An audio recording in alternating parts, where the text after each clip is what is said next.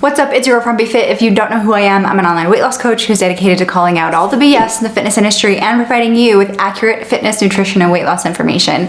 Today we are doing a reaction to HopeScope doing the 75 hard challenge and losing 18 pounds of fat in 2 months. And I actually follow HopeScope on Instagram and watch some of her videos already. So I have seen some of this video and I just knew from like her updating on Instagram that that's what she did. And I get so many questions about 75 hard, so I thought it would be the perfect reaction video for me to do for you guys. Well, like, I guess not reaction because I've seen some of it. But before we get started, this video is sponsored by Built Bar, my all-time favorite protein bar. These are my two favorite flavors, the toffee almond and the salted caramel. Another favorite is the almond coconut. I'm a sucker for Almond Joys and it has a very similar taste. And what I absolutely love about Built Bars is that they have a really solid amount of protein compared to the amount of calories in each bar, which is kind of hard to find. Like if I'm eating a protein bar, it's because I want the protein. So it's nice that it has a decent amount of protein in it. Also for me, I don't super love protein shakes. Like I would rather eat my calories than drink them, including my calories from protein. So that's why I absolutely love Built Bars. The taste is out of this world and I love the texture. It just is so much more like a candy bar than a protein bar in my opinion. So if you guys want to try out Built Bars, if you want to try out Built Bars, you can use this coupon code here or use the link in the description. The link should automatically apply the coupon code to your checkout. You'll get 15% off. Thank you, Built, for sponsoring this video. Last thing before we get started is I know that this video that I'm reacting to isn't her most recent video about 75 hard. She's done it multiple times. There is a more recent one, but this one got 1.5 million views. If you've been here a while, you know I like to react to videos that have been seen by lots of people because a lot of times those videos are viewed by people who are not subscribers of those people. So like they're getting this information alone. And so that's how I go about the reaction is I put the information as a standalone in context rather than like you needing to know a bunch of information about HopeScope or watch a bunch of her videos to like get value from all of this or understand what's going on. Okay, so let's just get into it. Welcome back to my channel, or if you're brand new here, my name's Hope. I am your legging queen. Today we're definitely going to be talking about some cute activewear because what kind of HopeScope video would this be without activewear? But the main purpose of this video is to give you the details of a recent transformation I underwent. Not just physically, but mentally and emotionally. I lost 15 pounds of fat. I did it in a very healthy way. Let's dive right into this. A few months ago, I did a video that I feel like you really resonated with. I am the heaviest I have ever been, and I am the happiest I have ever been. I think the biggest lesson that I've learned over the last year is you are someone's goals. I don't care where you're at in your lifestyle or your fitness journey. You are someone's goal. Don't argue with me. You know it's true when you think about it. And that is really where this journey begins. Because I can tell you all the stuff that I'm about to tell you, but until you get that first part down, that whole video was about accepting and loving myself and getting to a place mentally and emotionally where I wanted to get healthy for the right reasons. But once I feel like I got to that point, I was able to take this next step and really like go ham with my health and fitness. So I'm gonna pause there, but just because I love that message, like there are so many people in the fitness industry who undergo these crazy transformations or coaches who are able to get clients these crazy transformations, but it just like doesn't have the right thing behind it exactly. I myself have been getting closer and closer to a place where the way that my body looks isn't the primary reason that I'm exercising or doing all of these things. Like coming from a bodybuilding background, the main motivation is like getting on stage and having people judge your body, and I'm just like so far away from that now. And I guess have a similar experience to Hope where I have gained some weight and have been totally fine with that. And like I took before photos the other day and I was like, ooh, damn girl, looking good. Like it wasn't necessarily about the way that I looked. I love tracking progress, so that was the main reason that I took the before photos, just because I'm a tracking progress junkie and I love being able to compare things. But like the transformation that I'm attempting to undergo is way less about like the way I end up looking or the number on the scale, and about just a lot more than that. And I am gonna make a video about my own personal transformation at some point, whether it's like a series or just like a wrap up kind of thing. So that will be coming eventually. I have something really exciting happening in June in my personal life that I am kind of using as motivation to undergo this like transformation, whatever it is gonna be. But let's keep watching. The heaviest point that I got to was 169 pounds, which that is not a bad number. Not an unhealthy number, but it's not my number. I know where my body feels comfortable, and that weight and the body fat percentage that I was at wasn't it. I mean, here are some before pictures. This was me like spring of 2019, summer 2019. At this point, I was not eating great. It was a rough year. I wasn't in a good place mentally. Wasn't working out very regularly. And now I just hit an all-time, not all-time. Why did I say that? I guess my all-time low would be like 8 ounces. Recent all-time low since I started this journey of 151 pounds, 0.8. That's literally 18 pounds less than when I started. So I started mid-October. It's mid-December when I'm filming this, so like exactly 2 months. The scale did not budge for a month, but it was one of those things where like you put in the effort and it doesn't show right away. And then all of a sudden, plateau over. Do not give up. Yeah, so I tell people, like, especially when I do consultations, because I'm not coaching them on a continued basis, so I'm giving them the information and they have to go off and do it on their own.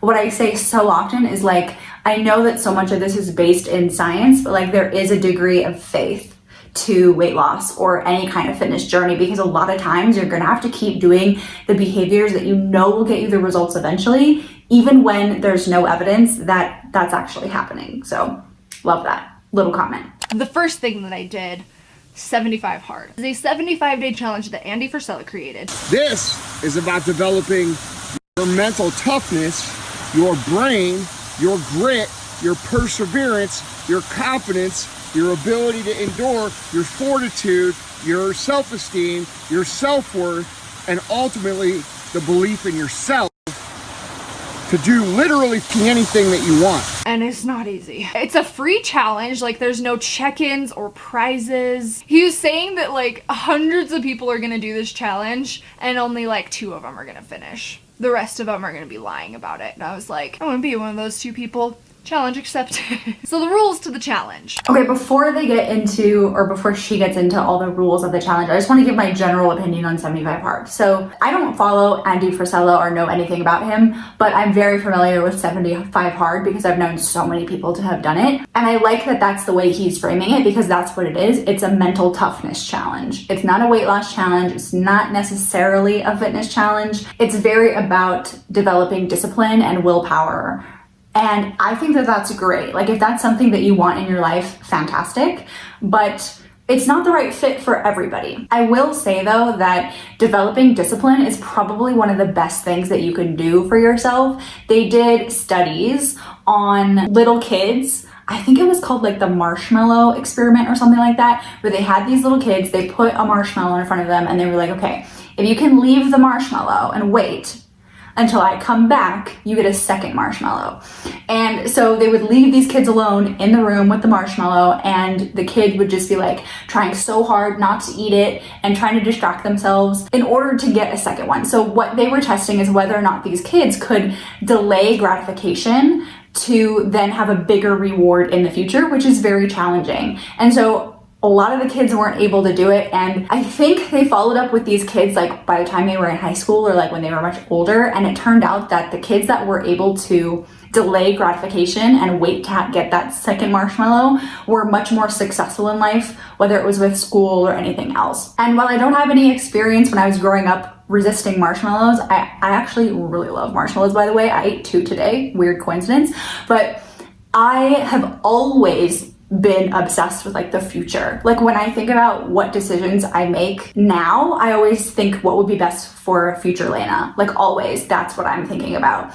And it has led me to be a little, I don't know how to describe it. Like I could let go and have a little bit more fun and like let present Lena get a little crazier than I let her. But I have gotten to where I am and done all the things that I've done because of that, like willpower and willingness to delay gratification. So would I ever do 75 hard? Probably not. I don't really see the need for it, but if that's something you need in your life, developing discipline, it might be the right fit for you. Rule number 1, you have to follow a diet. 0 cheat meals for 75 days. And he leaves the diet totally up to what you want to do.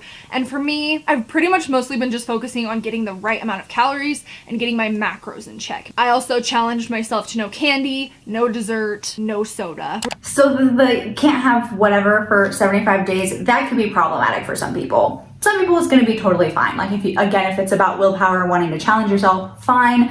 But I think what usually happens after something like this, any sort of challenge that includes cutting out sugar, cutting out whatever, all these things we consider bad foods, it's potentially going to lead to some like overeating, binging, belief that that food is bad and should be cut out. So just want to flag that. Not necessarily always going to be a bad thing, but it might be. Rule number 2, you have to work out twice a day. And one of those has to be outside. Ugh, that's been the hardest part about this whole challenge because it's the middle of winter, first of all. So we take the dog on a walk every day.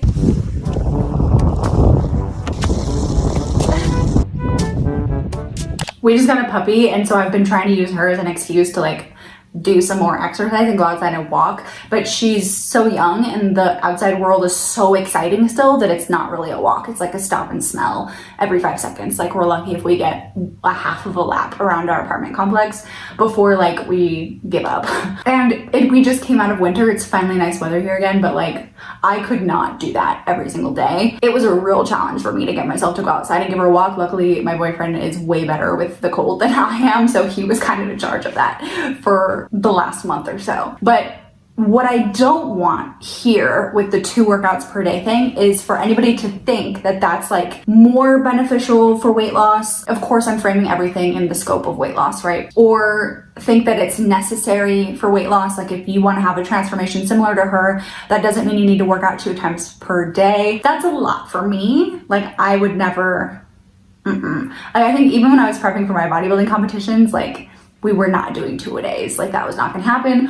Although sometimes I did spend like 3 hours at the gym. So maybe 2-a-days would have been a better option than that. So that's true for everything in this challenge. Is I don't want you to think that like, because this is what the challenge is, that that's what's the best option in general or the best option for you. Rule number 3, drink a gallon of water. This was very hard for the first couple weeks because a gallon of water is a lot if you are used to drinking about 6 ounces a day, but it got significantly easier as time went on. I have always struggled with drinking that much water. Like for my bodybuilding preps, you're supposed to drink like that amount of water, and I always like had a hard time no matter how much time passed. Like I don't think a gallon of water is like in the cards for me. And I get a lot of questions from people of like, how much water should I drink? Do I really need to drink a gallon? And there is an equation from my nutrition certification that will help you figure out how much water that you should have on a minimum.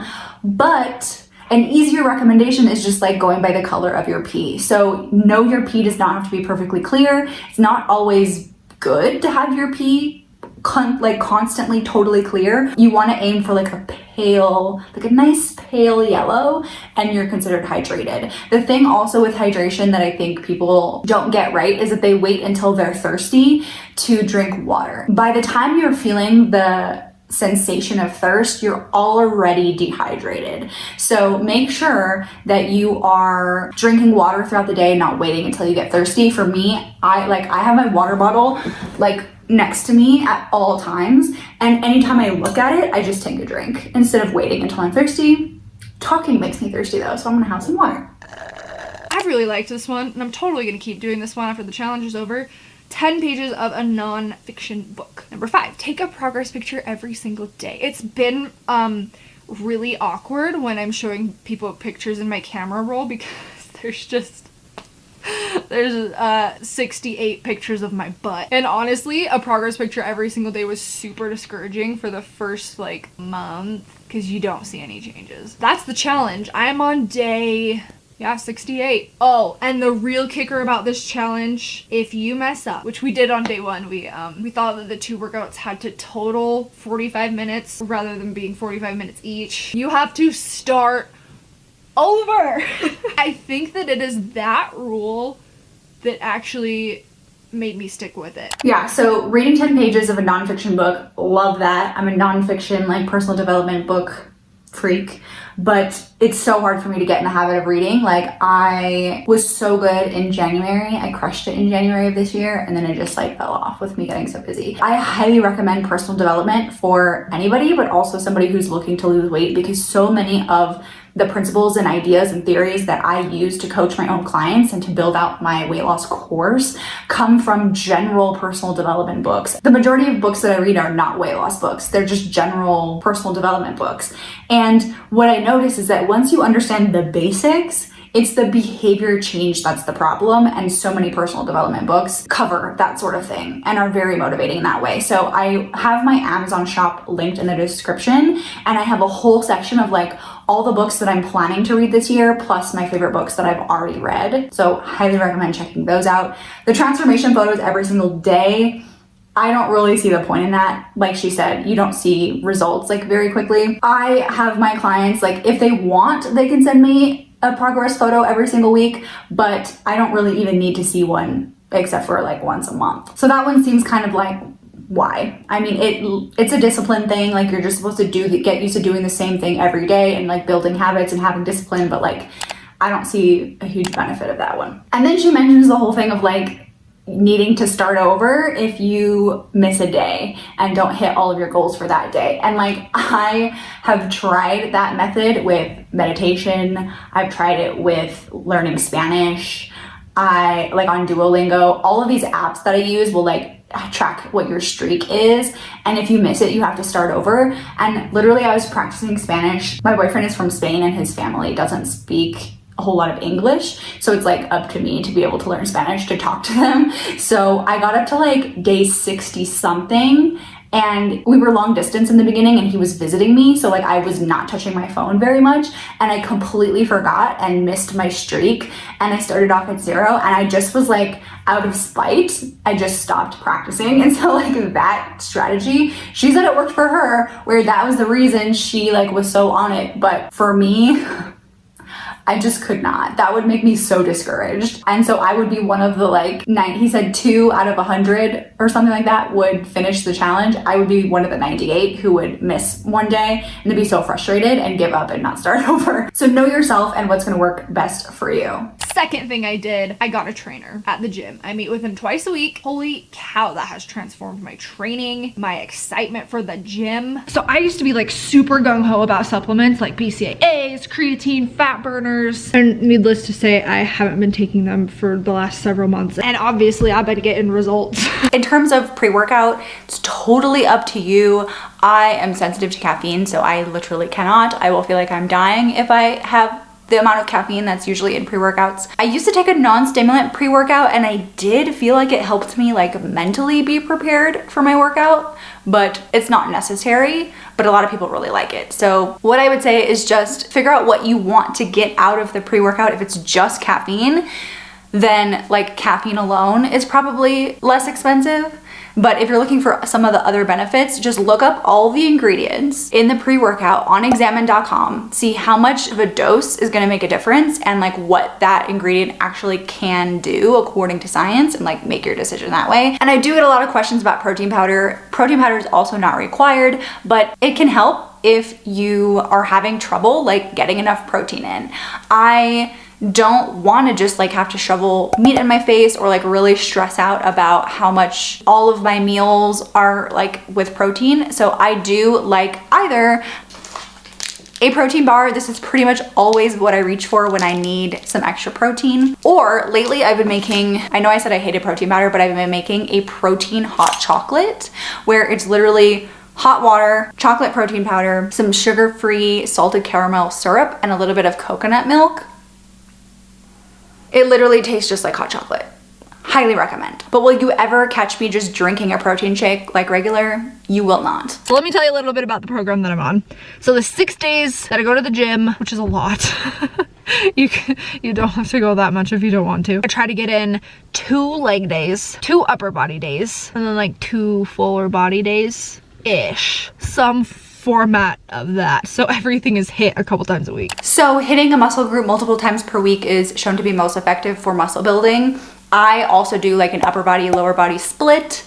I personally am in the gym about 4 times per week. I use my apartment gym and they are closed on Sundays. You have to make an appointment because of COVID and there's only a certain number of people allowed in there at a time. So I can't go in Sunday, and usually just with the way that our schedule works, like I have to miss another day. So that's my own weightlifting schedule right now. You don't have to go to the gym 6 days a week if you're going to the gym. You don't have to go 4 days a week. Like when I work with clients and come up with their workout schedule, it totally depends on how much time they have available. And then depending on how much time they have available, that's how I change their workouts to fit that schedule. It's not like figure it out. Everything that I do as a coach and what I recommend for anybody who even isn't working with a coach is figure out what's actually going to work best with your schedule, because then you're way more likely to stick to it. You do not have to be the kind of person who's going to the gym 7, 6, 5, I don't know how many like days a week.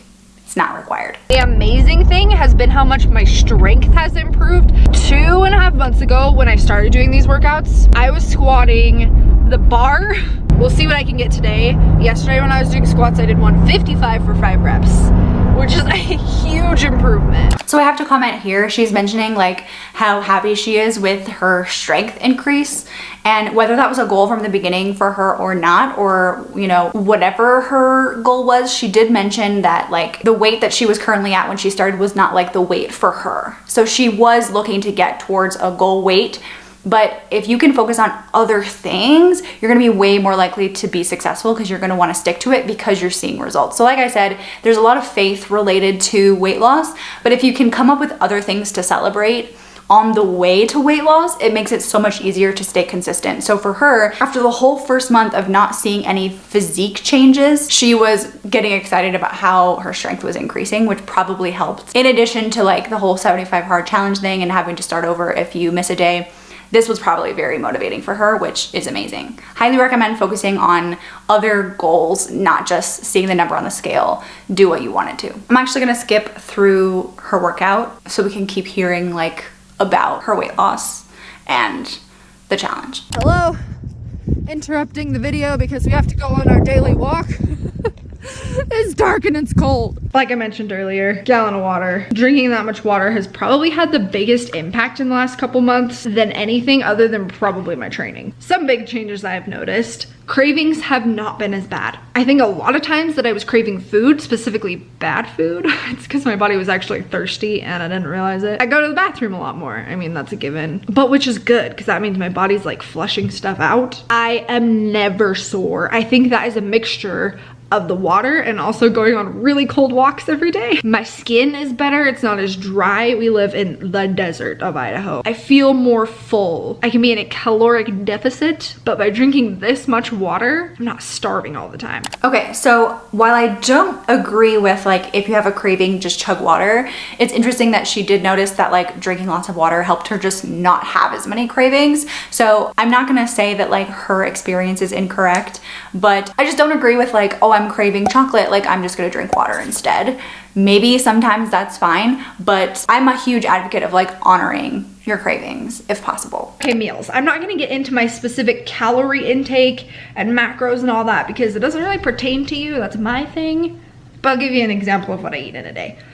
Today is very backwards. Normally I work out in the morning first thing, so I don't eat anything.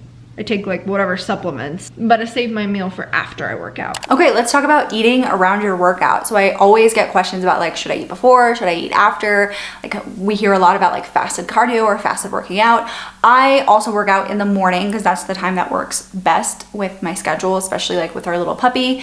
In the morning, we take her out, play with her, get all her energy out initially, and then she goes in the crate to rest, and like that's our routine. So while she's resting in the crate, that's like my opportunity to do things. So that's when I work out. And a lot of times, sometimes I have time to make breakfast, but a lot of times I don't have time to make breakfast. So I just like go with whatever is gonna work with my schedule the best. And I feel fine when I work out fasted, and I also feel fine when I eat breakfast before working out. In terms of what is most optimal, it's not necessarily eating before or after. It's like getting in some meal within a window surrounding your workout, right? So if you don't eat breakfast or you don't eat whatever meal like close to your workout or within an hour before your workout, then it's gonna be especially important to eat soon after your workout. But if you do eat a meal before your workout, right before, within an hour before, then it's not as crucial that you get in a meal immediately after your workout. So do whatever works best for you. Know there is no anabolic window and you don't have to chug a protein shake within 30 minutes of your workout. I also just super love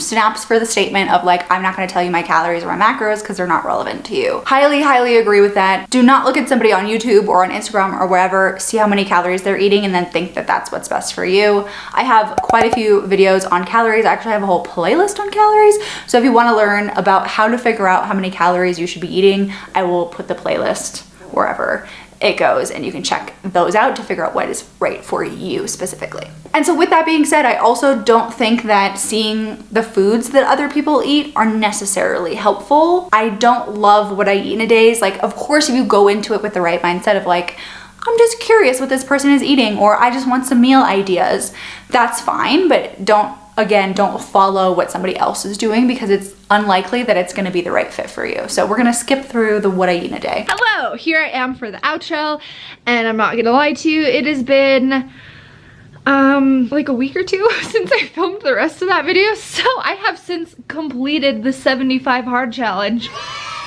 Thank you. I weighed in today at 151. So I have also been maintaining the results. But it was never about weight loss, honestly. I never really had a specific weight loss goal. But in 2020, I want to get in the best shape of my life, and I feel like we are off to a great start. I'm happy that she's happy with her results. Her results are incredible. And it is equally important and worth celebrating if you can maintain something once you've lost it. Like, that's a huge win. So if you're in a plateau and you're feeling like you need a break from like the diet, from the exercise, from weight loss in general, I think it's a good time to like practice maintaining, and like that's worth celebrating as well if you can do that. And it's a worthwhile like skill to have because eventually you're gonna have to maintain that weight anyway. But I think it's funny that she said she wants to be in her best shape for 2020, and then as like the pandemic hit a few months into 2020. I did see that she did 75 hard again last year in 2020. So while the results didn't stick, I also don't blame her. I don't blame anybody who wasn't able to maintain their results or get results in 2020. I myself gained 10 pounds during the pandemic, and I do not feel guilty or sad or frustrated about that at all. Like, we literally went through and are still going through a pandemic. And however you needed to go through that, that's fine. Like, you can get results whenever you need to.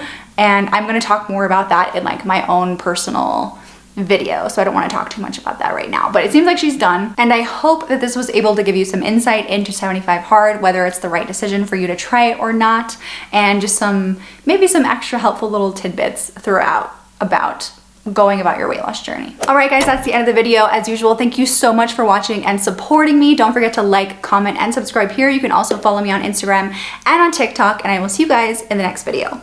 Bye.